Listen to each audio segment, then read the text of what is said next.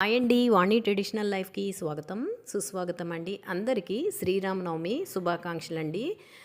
ఈరోజు శ్రీరాముని యొక్క జన్మదినంని మీరందరూ ఈ పండుగను ఎలా జరుపుకున్నారు? నేనైతే బాగానే జరుపుకున్నాను. ఆయనకి ఇష్టమైన పానకమును అలాగే వడపప్పుని నైవేద్యంగాను పెట్టి అష్టోత్తర నామావళితో చక్కగా పూజను జరుపుకున్నానండి. శ్రీరామచంద్రమూర్తి ధర్మము, నిజాయితీ, కర్తవ్యాన్ని ఎప్పుడు కూడా పాటించిన ఆదర్శ వ్యక్తి అండి. శ్రీరాముని యొక్క గొప్పతనం, అతను గొప్పతనం ఏంటంటే అతను అందరిలోని ఆదర్శ కుమారుడిగా, అలాగే ఆదర్శ భర్తగా, ఆదర్శ సోదరుడిగా శ్రీరాముడిని కొలుస్తాము. అతను అన్ని విధాలుగా అందుకే ఆదర్శ దేవుడు అయ్యారండి శ్రీరామచంద్రమూర్తి. అలాగే తన తమ్ముడు లక్ష్మణుడు పట్లను ప్రేమ, గౌరవం చూపించారు.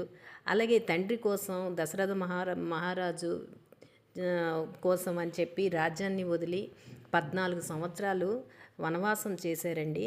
అలాగే తన భార్య అయిన సీత కోసం ఎంత కష్టాన్నైనా భరించారు. ఆమెను రక్షించడానికిను రావణునితోని యుద్ధం చేసి అలాగా అందరి దగ్గర కూడాను మన్ననలు పొంది శ్రీరామచంద్రమూర్తి అనే అతను గొప్ప వ్యక్తి అయ్యారండి.